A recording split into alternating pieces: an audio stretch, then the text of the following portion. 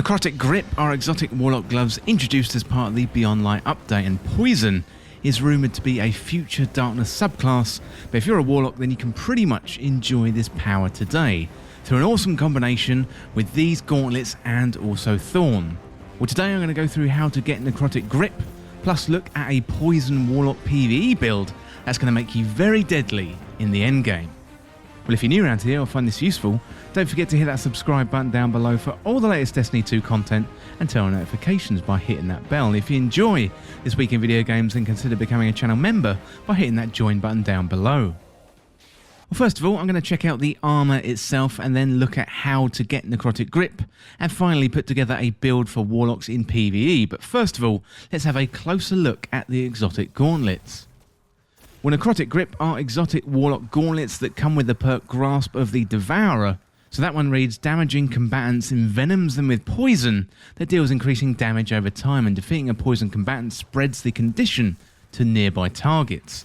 So this is incredibly powerful on its own, but when you combine it with Thorn, the exotic hand cannon, then these gauntlets are a different beast entirely. Leading into the Witch Queen, there has been some speculation about the next Darkness subclass, and Poison or Decay could be a decent shout.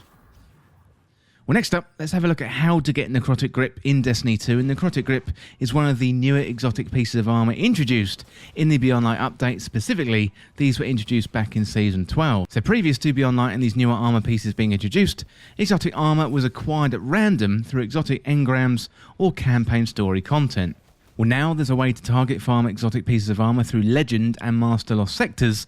If you complete these activities solo, then there's a chance that the exotic armour to drop for you. And every day, the Legend, which is currently 1310, and Master, that's 1340, those Lost Sectors rotate, with 2 available each day across Europa, the Cosmodrome, the Moon, and also the Tangled Shore. So as well as the location for Legend and Master Lost Sectors rotating, the rewards rotate too, with different armour pieces for head, arms, chest and also legs. If you want to check out the location and the rewards, then you can do so in-game by completing the Lost Sectors on the regular difficulty, and then you want to check on the map, and the Legend and the Master Lost Sectors are indicated by a blue shield icon. Another good way to check them out is a great tool called todayindestiny.com, and this will quickly tell you what the location is plus what the reward is too. Well, to get Necrotic Grip, you have to look out for the Exotic Arms reward and then complete that Legend or Master Lost Sector solo. You'll have a chance for that reward to drop for you, and if you don't get it the first time, keep trying and it'll drop for you after a few tries. Well, next up, let's have a look at a Necrotic Grip and Thorn Warlock PVE build.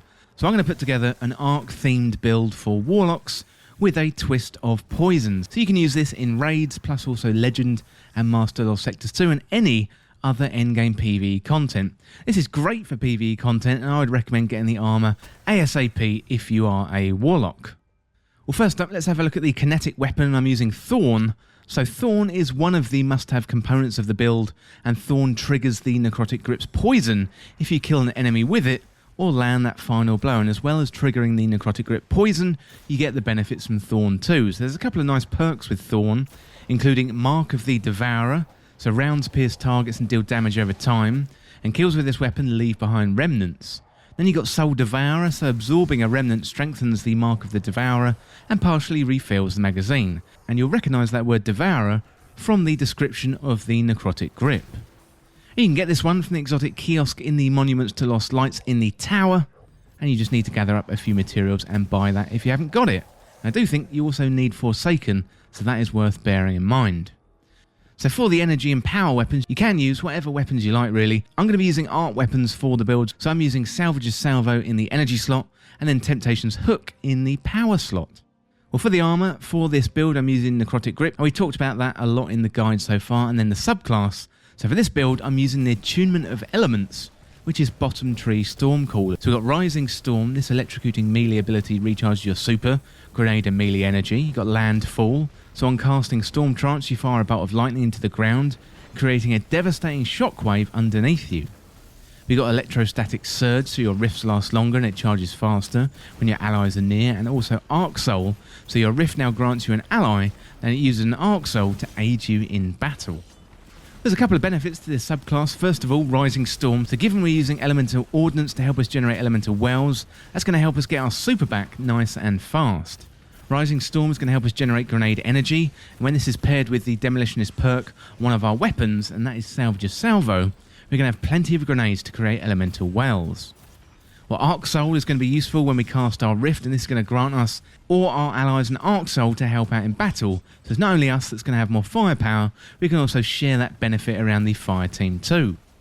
Well, finally, let's have a look at the mods. So I'm using Elemental Charge, so become charged with light by picking up an Elemental Well. If the Elemental Well's element type matches your subclass, you gain 2 stacks of charge with light. And this is really the benefit of using a single theme throughout the whole build, and this is why I'm using an Arc subclass and Arc weapons. I'm using Elemental Ordnance, so defeating a combatant with a grenade spawns an Elemental Well that matches your subclass energy type.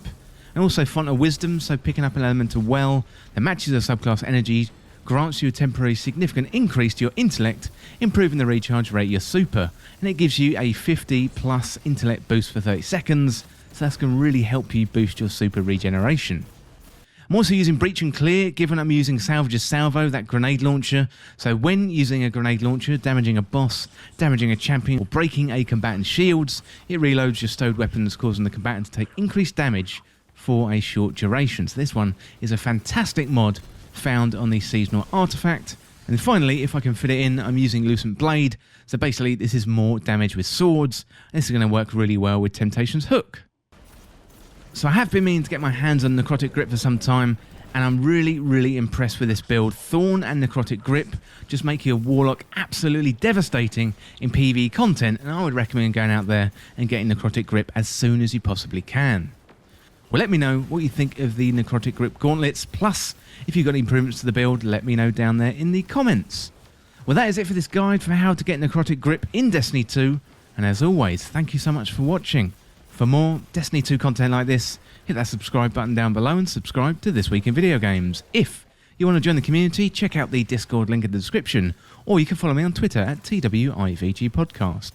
If you enjoyed this video, found it useful, liking and sharing the video would really help me out. Otherwise, check out the other videos on the channel. Thanks again. See you soon.